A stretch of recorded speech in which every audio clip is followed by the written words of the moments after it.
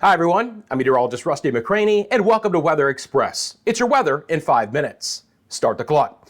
Friends, we've had some stronger storms and a heck of a lot of wind today in the Ohio Valley through the Northeast.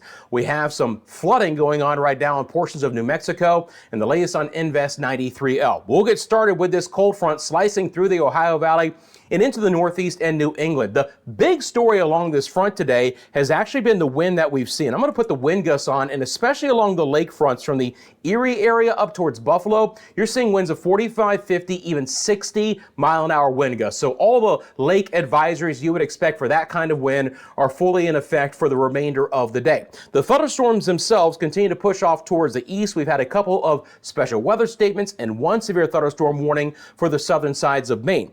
But the rest of Northeast and New England and all the way down to the mid-Atlantic states is actually more defined today by the heat, with temperatures in the low to mid 90s for actual air temperatures. But when I put on your feels like temperatures at this point in time, look at these heat indices around Philly and DC and Baltimore and Washington, even up towards New York City and Boston, at or above 100 degrees in many areas. This entire area is under heat advisories. The strongest storms right now are moving into the western sides of Virginia and North Carolina, back through West Virginia, and then a good string of thunderstorms across I-64, southern sides of Ohio, including Columbus, but especially back down towards Kentucky at the hour that goes all the way back to St. Louis. Back into the southeast for today, we've had our typical general thunderstorms developing as we would expect for this time of the year. Nothing very organized. This is Invest 93L. Virtually no chance that this is actually going to develop into a tropical depression or a tropical storm, and not a big chance that we're actually going to have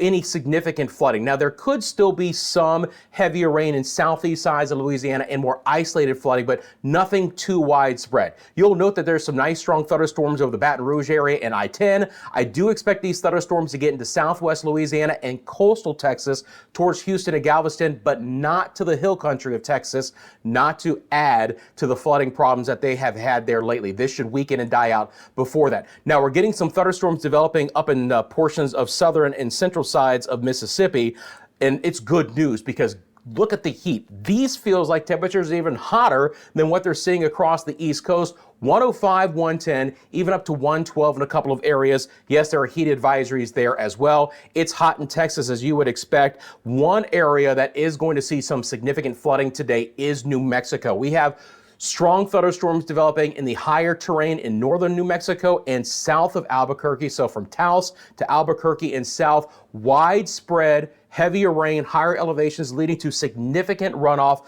There's a lot of New Mexico right now, which is currently under flash flood warnings. Those are all of the maroon colors that you see there from Santa Fe to Taos and then south of Albuquerque all the way to the Texas border. So significant flooding is expected in New Mexico throughout the day. We're going to get additional thunderstorms in Colorado, portions of Utah, and the northern sides of Arizona.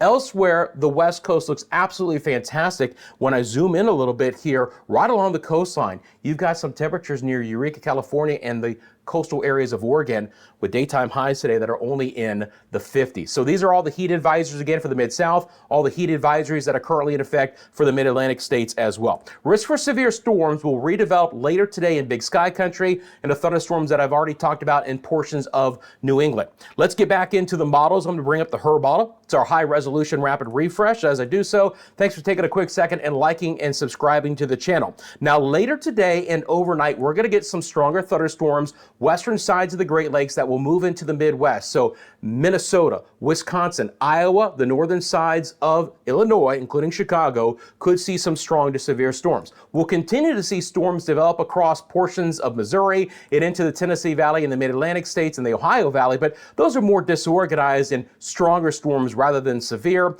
Additional rain is expected in the Four Corners over the next day or two, so the flash flood warnings could continue in portions of New Mexico and other areas of the Intermountain West and continuing to just eject waves of energy. And again, you can see that the rainfall here from 93L never makes it into central Texas. So the risk for severe storms for tomorrow is a marginal risk in portions of the central and the northern plains and the western Great Lakes. Another opportunity here through portions of Virginia and North Carolina. And then as we get into our Saturday, we're going to see a higher risk right where I talked about earlier or the storms move into Iowa, portions of Illinois, but surrounding areas will at least have a marginal risk for severe storms. Main threat is, of course, going to be the winds, but can't rule out some rotation in an isolated tornado threat. Want to bring on the total precipitation here. Heaviest rain will continue over the Tennessee Valley, southern sides of the Ohio Valley, so southern sides of Indiana, Ohio, Kentucky especially. Some heavy rain in portions of the North Dakotas areas as well, North and South Dakota. And again, there's a potential heavier rainfall in portions of southeast Louisiana. And of course, the good news is, again, it does not get into central Texas. Friends, I'm out of time. I appreciate you making Weather Express a part of your daily routine. If you like this content, thanks for taking a quick second and liking and subscribing. It really does help support the channel. You guys have a great rest of your day. I'm back tomorrow with your latest 5-minute forecast.